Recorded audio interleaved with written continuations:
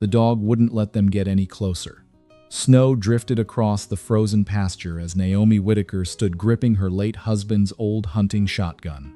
A few yards away, a massive German shepherd stood over a wounded Navy SEAL lying motionless in the snow. The dog's front leg was injured.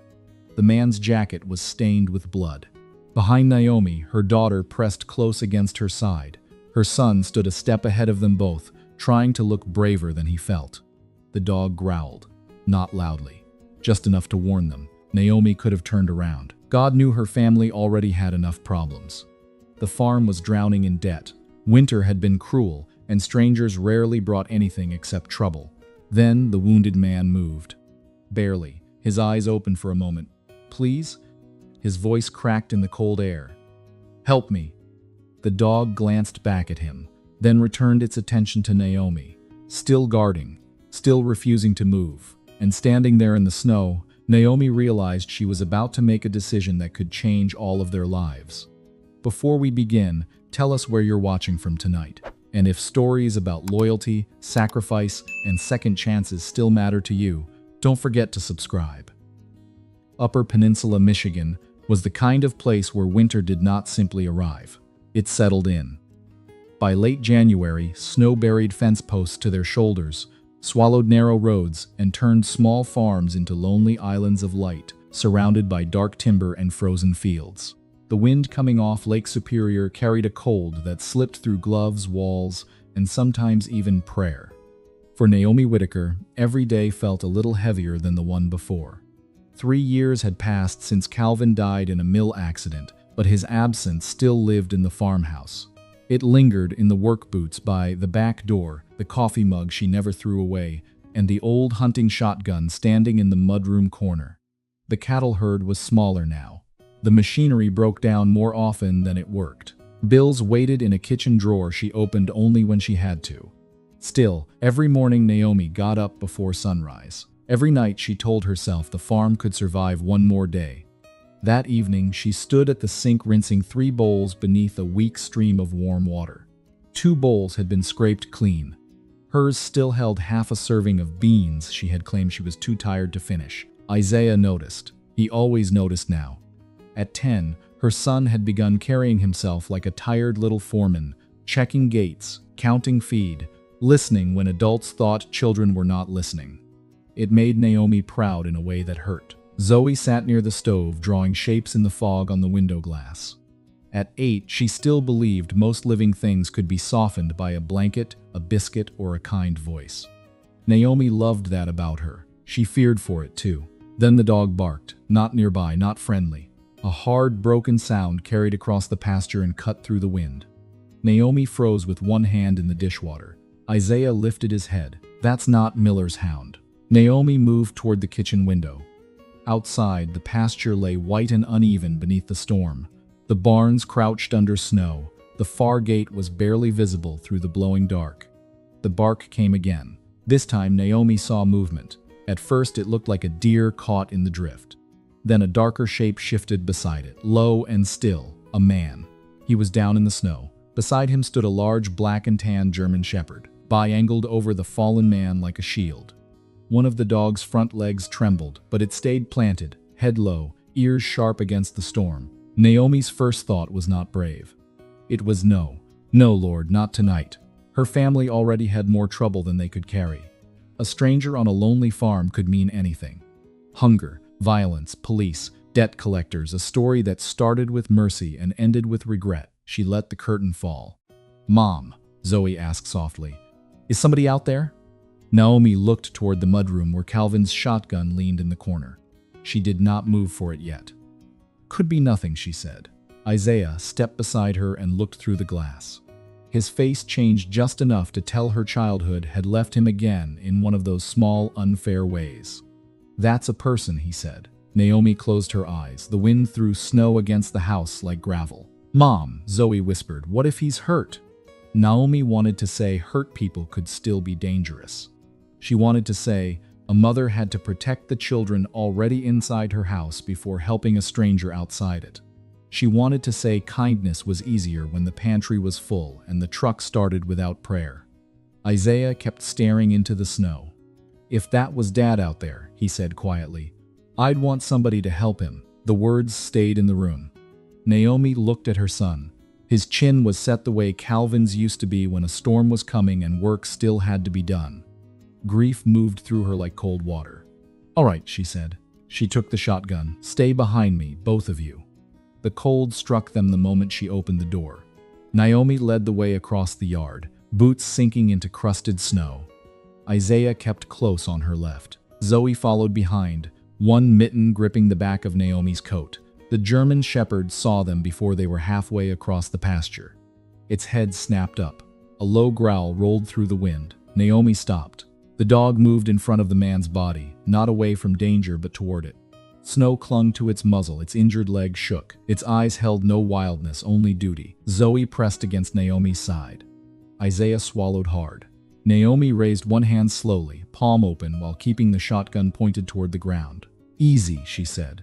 "Easy, boy." The dog did not move. The man behind it stirred weakly, then went still again. Naomi saw the jacket, the dark stain across his side, the close-cropped hair, and the battered stillness of someone who had forced his body farther than it wanted to go. Beneath the snow on his sleeve, she caught part of a military patch. U.S. Navy. Her stomach tightened. A Navy man did not end up bleeding beside a farm fence by accident.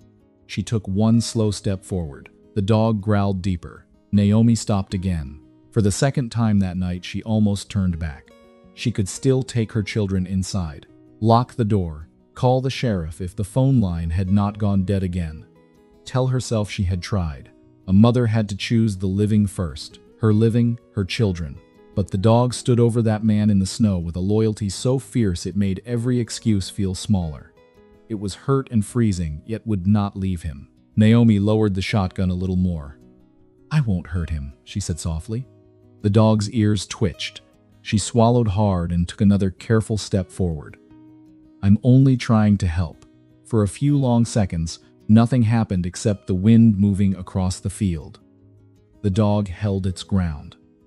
Then its posture softened ever so slightly. Then the wounded man moved, barely. His eyes opened for a moment, unfocused and glassy, searching past the dog until they found Naomi. "Please," he breathed. The word broke apart in the cold. "Help me." The dog turned its head toward him. The man's lips moved again, almost without sound. "It's okay." That was all, but it was enough. The German shepherd looked back at Naomi, then stepped aside one slow inch, then another.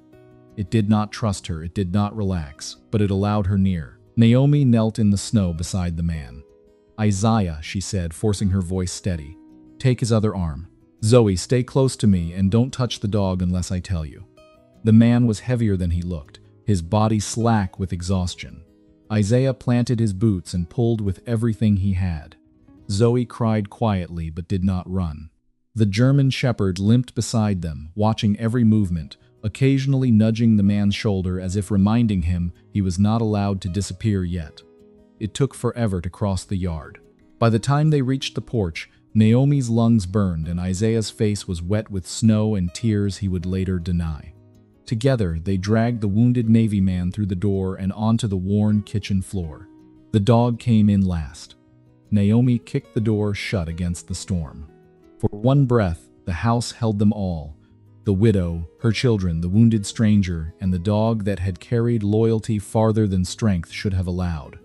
Outside, beyond the frosted window, headlights swept once across the far edge of the pasture, then vanished into the snow. The farmhouse felt smaller after midnight. The storm continued outside, rattling windows and piling fresh snow against the porch steps. But inside the house, all attention centered on the wounded stranger lying on a makeshift bed near the wood stove. Marcus Ellison drifted somewhere between sleep and pain. Every few minutes he surfaced long enough to hear voices, a door opening, firewood being stacked, the crackle of burning oak. Then darkness would pull him back under again. Naomi worked quietly. She had no medical degree and no military training. What she had were fragments of knowledge collected years earlier as a volunteer with a community emergency program during high school. Most of it had faded. Some of it had not. She cleaned the wound, changed bandages, checked for bleeding, kept fresh water heating on the stove, and prayed she was doing enough. The German shepherd watched every movement. Atlas had positioned himself beside Marcus and refused to leave. When Naomi approached, he watched. When Isaiah crossed the room, he watched. When Zoe came closer than a few feet, he watched. The dog never growled, he never snapped, but his eyes followed everyone, waiting, measuring, protecting. The next morning arrived hidden behind gray clouds. Marcus woke briefly to find Naomi replacing a bandage. Pain burned through his side, the room tilted. For a moment, instinct took over. His hand moved toward where a weapon should have been. There was nothing there, only a blanket, a wood stove, and a woman who looked exhausted. "You should be resting," Naomi said. Marcus let out a weak breath. "I think we're both overdue for that." It was the first thing he had said that sounded almost normal. Naomi almost smiled. Almost. Atlas immediately lifted his head when Marcus spoke. The dog's tail tapped the floor once, then he settled again. For the next 2 days, progress came slowly. Marcus slept. Ate a little, slept again. The fever never completely disappeared, neither did the pain, but he was alive, and every morning he opened his eyes.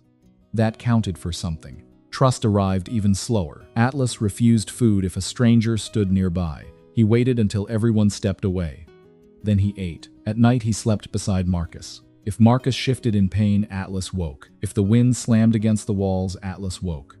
If someone crossed the room after dark, Atlas woke. The dog carried responsibility the way some people carried grief, without ever putting it down. On the third day, Zoe sat cross-legged near the stove reading from an old library book. Atlas watched her for nearly 20 minutes. She never moved closer, never reached for him, never tried to force friendship.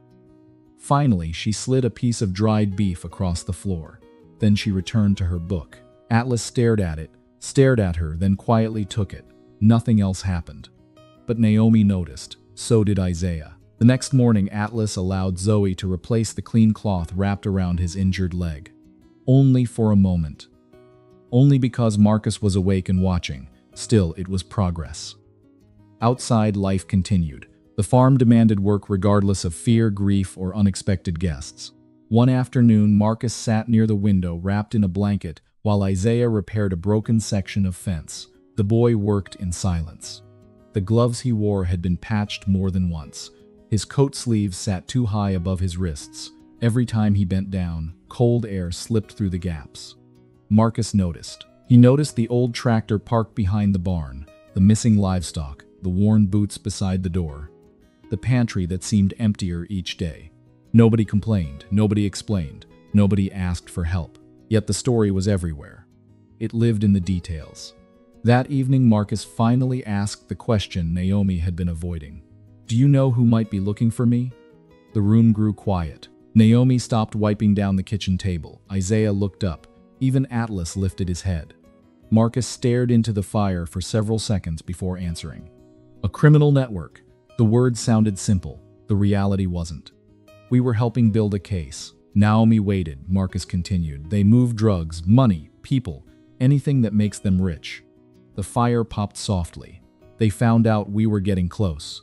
Naomi folded her arms. "And they're still looking?" Marcus nodded. "They don't know if I survived." A pause. "But if they think I did." He didn't finish. He didn't need to. The unfinished sentence stayed in the room anyway. That night, Naomi couldn't sleep. The wind had finally weakened. The house sat unusually still. She stood in the doorway of the small bedroom where Isaiah and Zoe slept beneath piles of blankets. The room was cold, too cold. The old furnace couldn't keep up anymore. Isaiah slept facing the door, as if guarding it. Zoe slept curled against a worn stuffed rabbit. Naomi watched them for a long time. Then she looked toward the living room where Marcus lay sleeping near the stove. For the first time since bringing him inside, doubt arrived. Real doubt. Not fear, not inconvenience. Doubt. Had she made a mistake?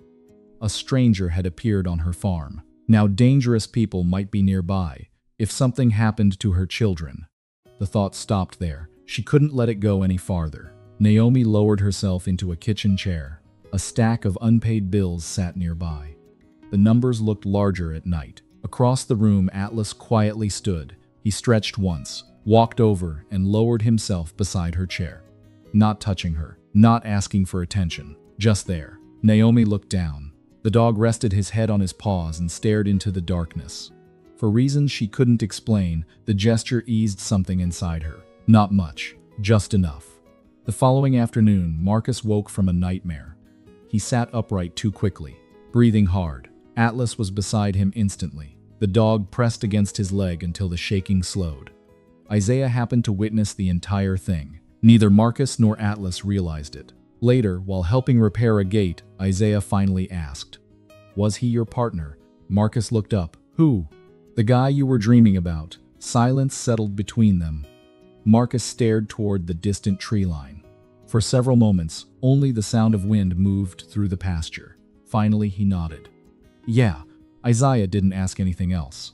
He simply handed Marcus a wrench. Sometimes that was enough. That evening, Atlas followed Isaiah back from the fence line. For the first time, he walked beside the boy instead of behind him.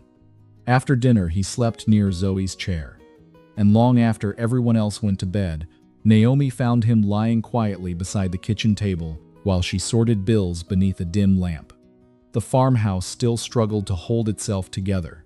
The debts remained. The winter remained. The danger remained.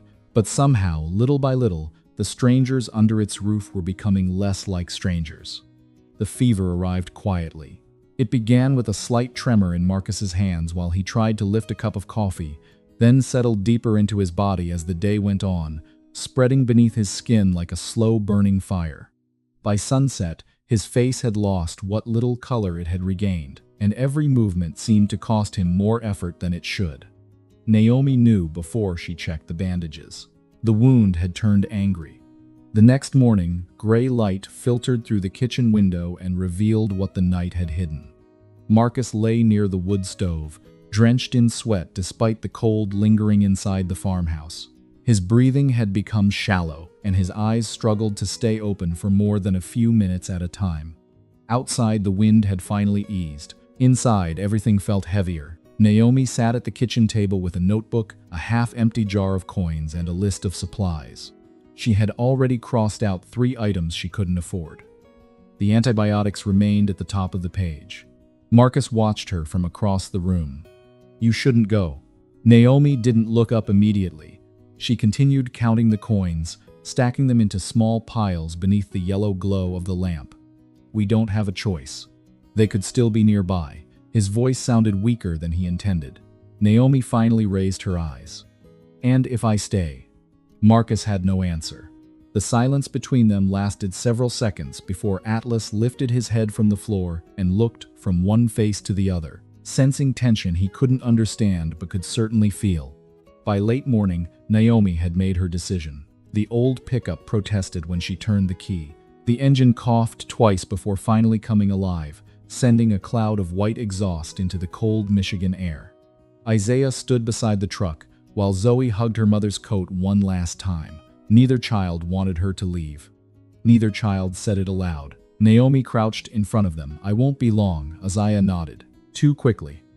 The expression on his face reminded her of Calvin on difficult days, and for a moment that resemblance hurt more than she expected. Then she was gone. The truck disappeared down the snow-covered road, leaving only tire tracks and a slowly fading engine sound behind. The farmhouse felt different after that. Larger, quieter, less certain. Marcus drifted in and out of consciousness throughout the afternoon. Sometimes he opened his eyes long enough to see Atlas lying nearby. Other times he woke believing he was still somewhere in the forest, hearing gunfire that wasn't there and seeing shadows that vanished as soon as he blinked. The fever blurred everything. Atlas never left his side. Not once. Near the front window, Isaiah pretended to focus on a school workbook while Zoe colored pictures at the kitchen table. Neither child strayed far from the living room. The entire house seemed to be listening for something. Then it came. The low growl of an engine. Isaiah looked up immediately. This wasn't Naomi. Her truck rattled and squeaked and announced itself long before arriving. Whatever vehicle was coming now sounded newer, heavier, smoother. Atlas was already on his feet. The German Shepherd moved toward the window and stared into the falling snow. A black SUV emerged from the white haze and rolled slowly into the yard. Isaiah felt his stomach tighten. The vehicle stopped near the porch. 3 men stepped out. They weren't dressed like police officers. They weren't dressed like farmers either. Their dark jackets looked expensive. Their boots looked new. Nothing about them belonged to this place. The men approached the house without hurry. That bothered Isaiah more than if they had rushed. Confident people moved slowly. 3 knocks echoed through the farmhouse. Firm, controlled, deliberate. Zoe immediately looked toward her brother. Atlas stood between the children and the door. The dog wasn't barking. That was somehow worse. Isaiah walked forward and opened the door only a few inches. Cold air rushed inside. One of the men offered a friendly smile that never quite reached his eyes. Afternoon. Isaiah nodded. We're looking for somebody. The man removed one glove and rubbed his hands together as if this were an ordinary conversation between neighbors. There was an accident up north a few days ago. Another man glanced toward the barns. We've been asking around. Isaiah could feel his heartbeat in his throat. He remembered every warning Naomi had given him. Answer questions. Say as little as possible. Stay calm. The men continued talking. Had anyone passed through recently? Any strange vehicles? Any unfamiliar visitors? Isaiah answered carefully. Not perfectly, just carefully enough to avoid sounding rehearsed. The conversation might have ended there. Then a loud crash echoed from somewhere beyond the old livestock shed. Everyone turned. The sound carried clearly across the frozen yard. One of the men narrowed his eyes. Another took a step toward the porch railing and looked past the house. For a moment, nobody spoke. Isaiah could hear the wind moving through the fence posts. He could hear Zoe breathing behind him. He could hear his own pulse. What was that? One of the men asked. The question hung in the air. Isaiah forced himself not to look toward the shed. Probably a raccoon. The words came out steadier than he felt. They get into the feed all the time. The man continued staring toward the outbuilding. Several seconds passed, long enough to feel uncomfortable. Then he nodded once and looked back at Isaiah. The conversation resumed. A few more questions, a few more answers. Eventually, the men thanked him and returned to the SUV. The vehicle backed out slowly and disappeared down the road. Only after it vanished completely did Isaiah realize his hands were shaking. Zoe immediately wrapped her arms around him. Atlas remained at the window, watching. Miles away, the black SUV moved through the falling snow. The driver focused on the road while the man in the back checked messages on his phone. Only the passenger kept glancing into the side mirror, watching the distant farmhouse grow smaller with every passing minute. Something lingered in his mind. A feeling, nothing more. Finally he spoke. Something feels off. The driver glanced at him. You got anything? The passenger shook his head. No. He looked out the window again. But something's not right. The conversation ended there. Yet the feeling stayed with him. Back at the farmhouse, darkness arrived early. The children waited. Atlas waited. Even the house seemed to wait. When Naomi's truck finally turned into the driveway after sunset, Isaiah and Zoe were already running toward the porch before the engine stopped. Snow flew beneath their boots as they crossed the yard and threw themselves into their mother's arms. At first, Naomi thought someone had died. Then the story came pouring out. The SUV, the strangers, the questions, the knocking, the fear, every detail arrived at once. Naomi listened without interrupting. One grocery bag slipped from her hand and landed in the snow. By the time the children finished, she could barely speak. She pulled them closer. For several long seconds, she simply stood there, holding them beneath the fading evening light. The relief hit harder than fear ever had. Not because danger had come, because it had left, and because the two people she loved most in the world were still standing there, safe inside her arms. For the first time since Calvin died, Naomi Whitaker cried without trying to hide it. For 2 days after the men in the black SUV visited the farm, nobody talked about leaving. The subject hovered around the house anyway, lingering in quiet moments like smoke from the wood stove. It appeared when Naomi stared too long through the kitchen window. It appeared when Marcus woke in the middle of the night and listened to the wind moving across the pasture. It appeared every time Atlas paused at the front door and scanned the darkness beyond the glass. The danger had not passed. Everyone knew it. Nobody said it. The morning Marcus finally insisted on standing felt colder than the days before. A pale winter sun hung above the tree line, casting weak light across the frozen fields, while a layer of fresh snow covered the tracks left behind by Naomi's truck. Isaiah was repairing a broken gate when he noticed Marcus stepping onto the porch. The former SEAL looked thinner, older. The wound had taken more out of him than he wanted to admit. Atlas remained at his side. "Always. You're supposed to be resting," Isaiah said. Marcus managed a tired smile. "I'm getting tired of resting." The boy shook his head. "Mom's gonna yell at you." Probably.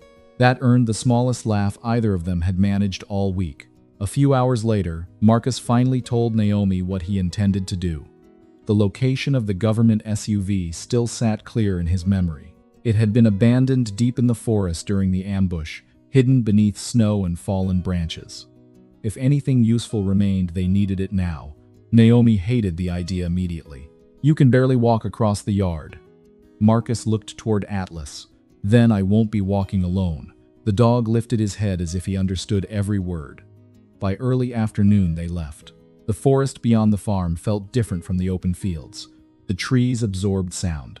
Snow-covered branches bent beneath their own weight.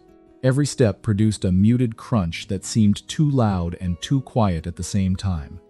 Marcus followed memories. Atlas followed scent. Several times the dog stopped, circling through the trees before moving in another direction. The trail was nearly buried beneath fresh snowfall, but something remained. Hours passed. Then Atlas suddenly froze. His ears lifted. His body stiffened. A few seconds later, he moved toward a cluster of pines partially hidden by drifted snow. The SUV was there, or what remained of it. Snow covered most of the vehicle. One side window had shattered during the crash. Broken branches lay across the roof. The entire scene looked abandoned by the world itself. Marcus searched carefully, not because he feared what he might find, because he feared finding nothing. The encrypted USB appeared first, wedged beneath the driver's seat where it had been thrown during the crash. The satellite communication unit took longer. Atlas eventually found it half buried beneath snow several yards away. Marcus stared at both items for a long moment. The entire operation, the ambush, the men hunting him, everything had led to these two pieces of equipment. By the time they returned to the farm, darkness had already settled over Upper Peninsula. Naomi was waiting on the porch. Relief crossed her face before she could hide it. Inside the house, Marcus spread the damaged equipment across the kitchen table. Nearby, an old toolbox sat open. It had belonged to Calvin Whitaker, and the metal surfaces showed years of use, scratches, and careful repairs. The tools felt familiar in Marcus's hands, not because he had used these particular ones, because every military man eventually learned how to fix things that weren't supposed to be broken. The repair took hours. Isaiah watched from across the room. Zoe eventually fell asleep on the couch. Atlas remained near the door. Just before midnight, a faint light flickered across the communication unit. Marcus immediately sat straighter, a signal. Weak, but real. The room fell silent. Several attempts failed before a voice finally broke through the static. "Identify yourself." Relief hit Marcus so hard it almost hurt. He gave his credentials, reported the ambush, reported the missing evidence, reported his location. The conversation lasted less than 3 minutes. When it ended, everyone stared at him. "Well?" Naomi asked. Marcus rubbed a hand across his face. "They're coming." "How long?" 45 minutes. The words should have felt reassuring. Instead, a different realization settled over him. If federal agents knew where he was, someone else might know too. Marcus looked toward the window, then toward the hallway where Isaiah and Zoe slept. Finally back at Naomi. "I need to leave." Naomi frowned. "What?" "If I stay here, I bring the danger with me." "Marcus, they're hunting me." His voice remained calm. Too calm. "If they find this place before help arrives, they'll come because of me."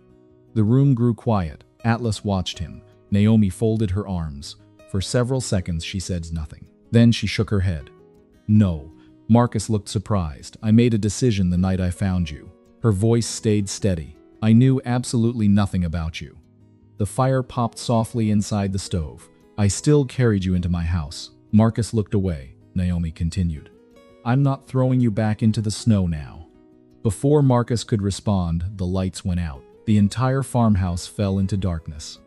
Nobody moved. Nobody needed to. Everyone understood. At the same moment, Atlas rose to his feet.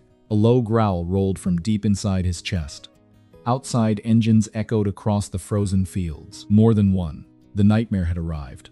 Marcus moved immediately, not toward a fight, toward the children. Within seconds, Isaiah and Zoe were awake and gathered in the safest part of the house. Naomi lit lanterns while Marcus checked every window. Atlas became their early warning system. The dog moved from room to room, stopping whenever something outside changed. A shadow. A sound. Movement near the fence line. Then came the glow. Orange at first, small, growing. The old hay storage building had been set on fire. Flames climbed into the night sky. Snow reflected orange light across the fields. The farm suddenly looked exposed, surrounded. Whoever was out there wanted them frightened, wanted them visible. Marcus refused to give them that. His only goal was keeping everyone alive until help arrived. Minutes crawled past. 5, 10, 15. Every sound felt important. Every silence felt worse. Then Atlas barked sharply toward the north side of the property. Almost at the same moment, headlights appeared beyond the tree line. Not one vehicle, several.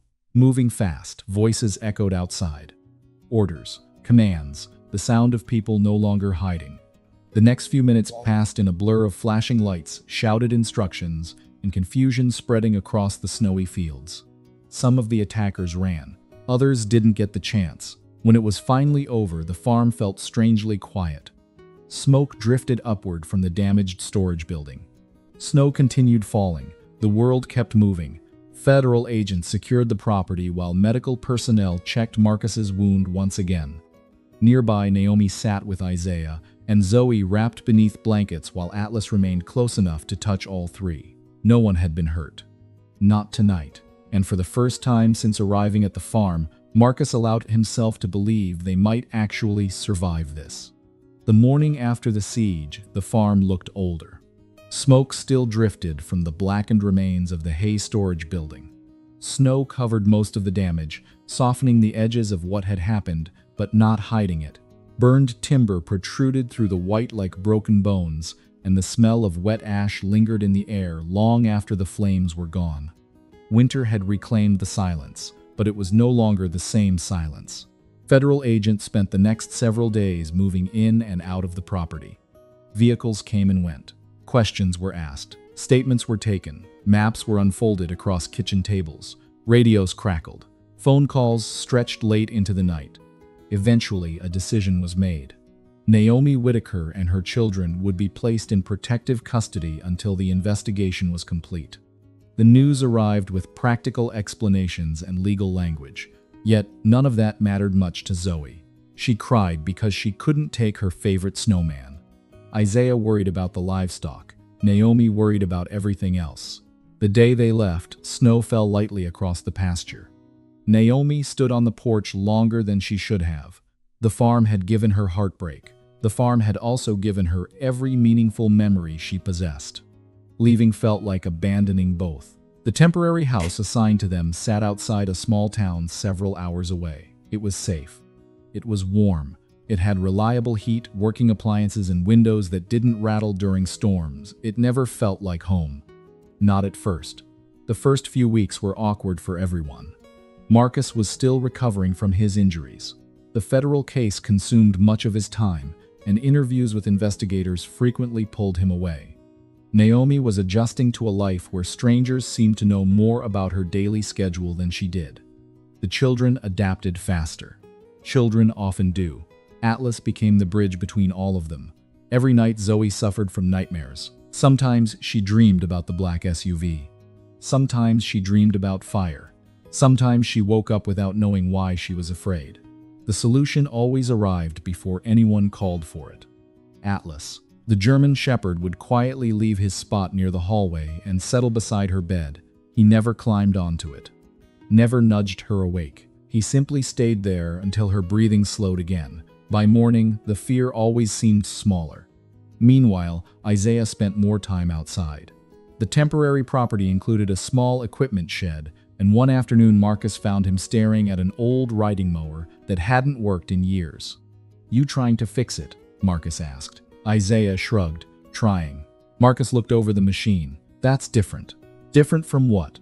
"The way most people fix things." The boy frowned. Marcus smiled. Most people start with the wrench. Isaiah crossed his arms. What do you start with? Marcus tapped the side of his head. The problem. That became the beginning.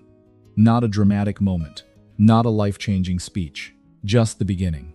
Over the following months, Marcus taught Isaiah how to diagnose mechanical problems before touching a tool.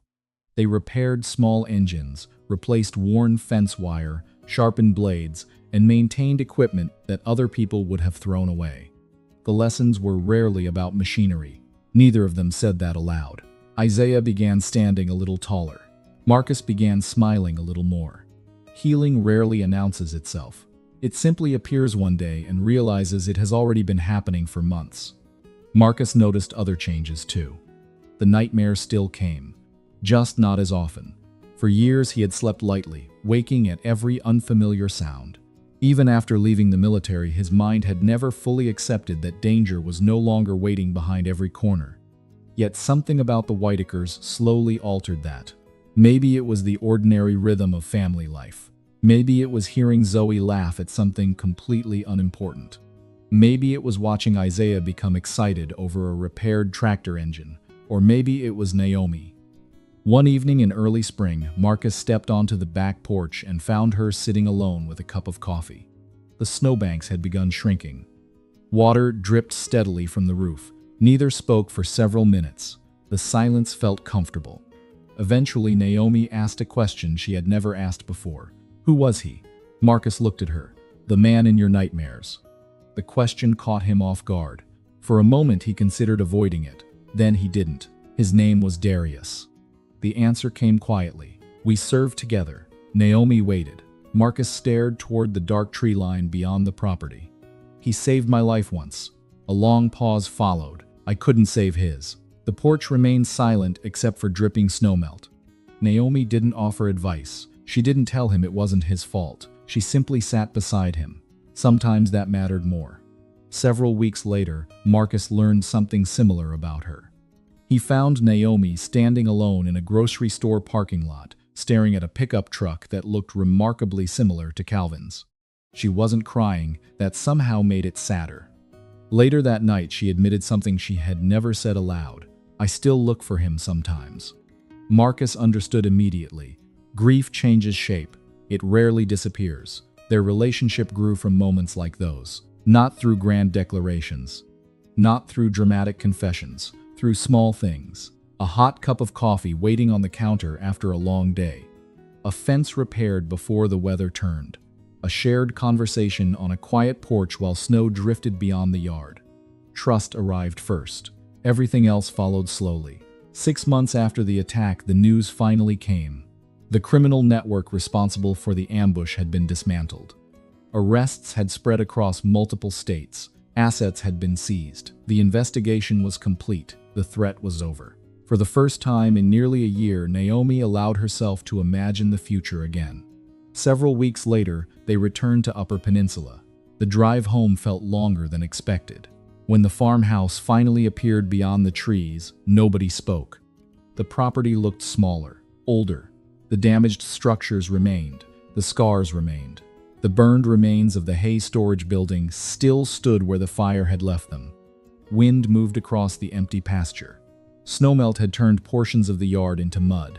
For a moment, nobody got out of the truck.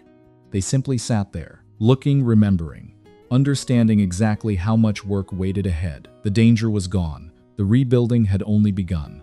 For a long time, Marcus told himself he was staying only until the farm was stable again. That was the explanation he gave other people. It was also the explanation he gave himself. The truth was harder to admit. Somewhere between repairing fences, clearing fallen timber, and sharing quiet dinners around Naomi's kitchen table, he had found something he thought he had lost years ago.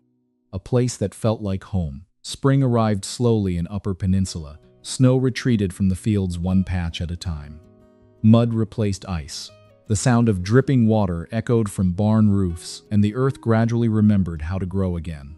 The farm came back to life the same way. Slowly, one repair at a time, Marcus rebuilt sections of fencing alongside Isaiah, who no longer looked like the frightened boy standing at the door during the visit from the black SUV.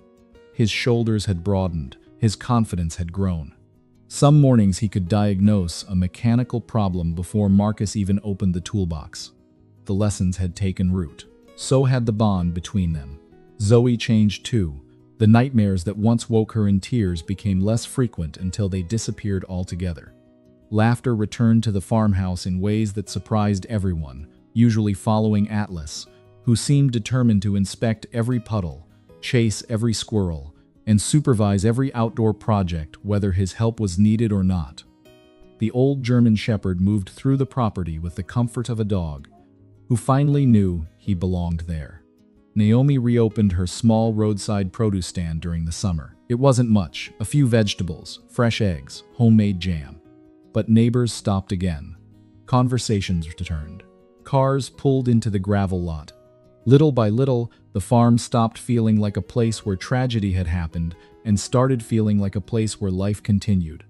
1 year after the night Marcus appeared in the snow, autumn returned to Michigan. The maple trees blazed with red and gold. Cool air carried the scent of harvested fields, wood smoke, and drying leaves. The repaired barns stood strong against the horizon, and the scars left by the fire had finally begun to fade beneath fresh paint and new timber. On a bright Saturday afternoon, friends and neighbors gathered beneath a canopy of autumn leaves. The ceremony itself was small. That was exactly how Naomi wanted it. Marcus stood beside her, wearing a nervous expression that made Isaiah grin and Zoe laugh. The vows were simple. The promises were sincere. There were no grand speeches and no dramatic declarations. Just two people who had survived difficult years and chosen not to face the future alone. A short distance away, Atlas rested beneath his favorite maple tree. Every now and then he lifted his head to check on everyone before settling back into the grass. Some habits never changed. The months that followed brought another surprise. A daughter, tiny, healthy, loud enough to make her presence known to the entire county. The sound of a baby's cry filled rooms that had once held only grief, worry, and long silences. It echoed through hallways where fear had once lived and settled naturally among the laughter that already existed there. One autumn afternoon, not long after harvest season, Marcus sat on the front porch holding his daughter in his arms. The sky stretched clear above the fields. Naomi stood beside him with a mug of coffee warming her hands. Across the yard, Isaiah worked on the old tractor that refused to retire gracefully. Nearby, Zoe ran through the grass while Atlas trotted after her with the patient dignity of an aging dog who understood that chasing children was now part of his job description. The farmhouse behind them was still old. The work never truly ended. There would always be repairs to make, bills to pay, and storms waiting somewhere beyond the horizon. But as Marcus looked across the property, he realized something he had not felt in years: peace. Not because life had become perfect, because it no longer had to be faced alone. And for the first time in a very long time, neither did any of them. A lot of people think home is a place, a farmhouse, a street you've lived on for years, a piece of land with your name on it. The older I get, the less certain I am that's true. Sometimes a house can feel empty even when it's full of furniture. Sometimes a person can spend years moving from place to place and still be searching for somewhere they belong. And sometimes that feeling arrives in the most ordinary ways imaginable. A chair that someone always leaves open for you at the table. A dog that waits by the door when you're late. A child asking if you'll be there tomorrow as if the answer matters. Those things rarely make headlines, yet they seem to matter more than most of the things that do. What struck me about this story wasn't the danger or the investigation. It was how a group of people who had all lost something eventually stopped carrying those losses alone. Not because life became easier, but because the burden was shared. Maybe that's one of the quiet gifts God gives us from time to time. Not a perfect life, not a life without scars, just the right people walking beside us while we carry them. If this story brought someone to mind, a family member, a friend, a neighbor, or even a loyal pet who helped you through a difficult season, I hope you'll share that memory in the comments. I'd genuinely love to read it. And if you enjoy stories about resilience, loyalty, and ordinary people finding their way back to one another, please consider liking and subscribing. The events in this story are fictional, but the longing to belong somewhere and to someone is something many of us know very well. As I picture that old Michigan farmhouse, I don't think about the fire anymore.